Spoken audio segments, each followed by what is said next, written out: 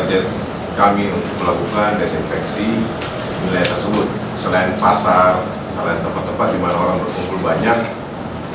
Dan tentu saja ini tidak bisa dilakukan secara sendiri dan terus-menerus, tetapi kami coba menciptakan bagaimana secara mandiri penduduk masyarakat di situ bisa melakukan ini secara sendiri, karena caranya itu mudah untuk bagaimana mendisinfeksikan alat-alat yang ada di sekitar tempat-tempat umum.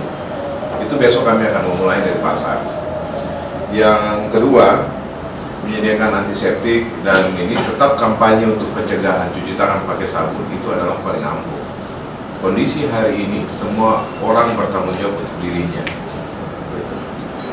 Mungkin itu yang bisa saya sampaikan terkait dengan report hasil asesmen yang kemarin, khusus dalam konteks Faskes. Kita adalah tim kerja yang sama. Mereka ada di bawah pemerintah daerah, dan kemudian kita bisa saling support, baik itu di Lowland maupun di Highland, pada rumah sakit yang ada di Tembagapura maupun yang ada di klinik Kuala Kencana. Nah, pertanyaannya apakah iramanya sama? Yes, iramanya sama. Karena PT Freeport pun sebelum karyawan pulang cuti itu akan mengisi kartu Health Alert Card HAC, dan itu dilaporkan sampai di sini. Kemudian tiba di bandara, sebelum naik ke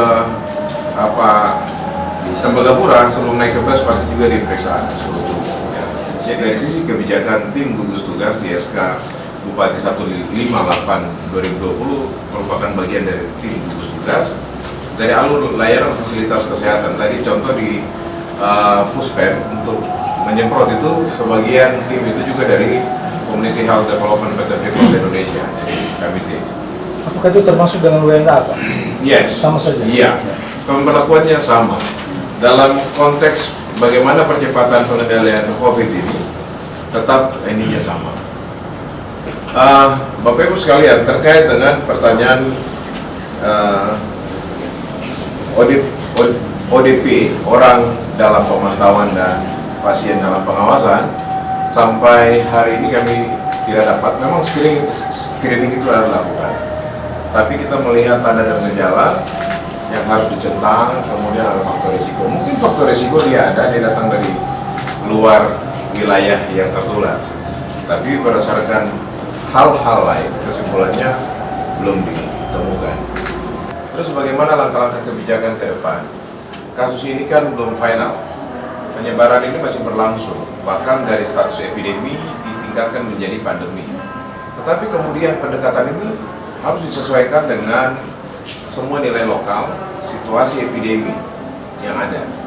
Ini yang tidak bisa kita samaratakan. Secara general ini tidak mungkin. Indonesia saja kita tidak bisa samakan intervensi di Jakarta dengan di Timika, oleh karena ada klaster Jakarta, ada sub-sub klaster. Sementara sore ini kami belum ada.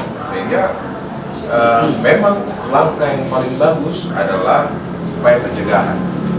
Namun kita tahu sendiri bahwa mungkin suhu tubuh itu adalah salah satu untuk mendeteksi dari sekian kriteria yang ditentukan.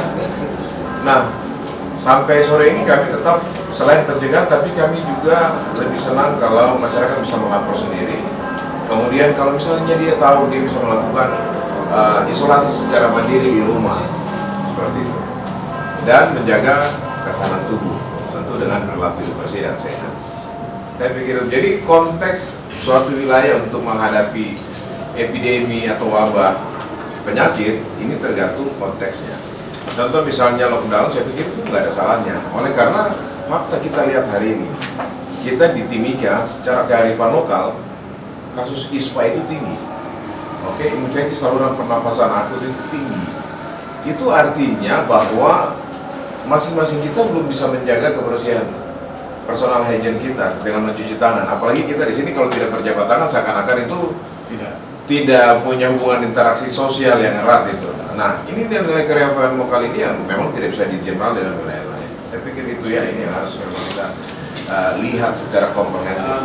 Kondisi sampai hari ini, salah satu hasil yang kami hasilkan dalam diskusi tadi sesuai kunjungan dari Pak Bupati, Pak Wakil Bupati dan Pak Sekda dan para asisten, yaitu rumah sakit RSUD Mimika itu akan membuka call center. Kami di sini sudah Rumah Sakit RSUD Mimika itu akan membuka hotline service, tetapi itu hanya terbatas pada konsultasi medis. Yang bisa menelpon adalah tim medis atau tim dokter, baik dari puskesmas, rumah sakit maupun dari klinik untuk melakukan konsultasi. Seperti itu. Kemudian kalau di sini nanti karena ini baru kita buka, kami juga mengalami kendala terutama dengan personil. Call center ini akan buka, kami rencanakan sampai jam 8 malam.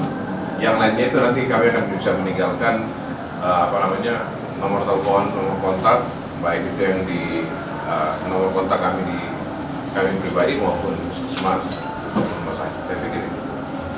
Ini Pak, tanya Pak, untuk call centernya sendiri sudah ada yang menelpon?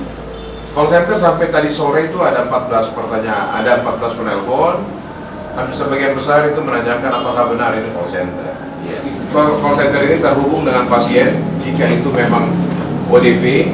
Misalnya siapa tahu aja dia sampai di rumah, kemudian di SMS, saya ini punya begini-begini. Jadi membuat kesimpulan tidak harus ada di pintu masuk kota, tidak harus di puskesmas atau tidak harus di rumah sakit.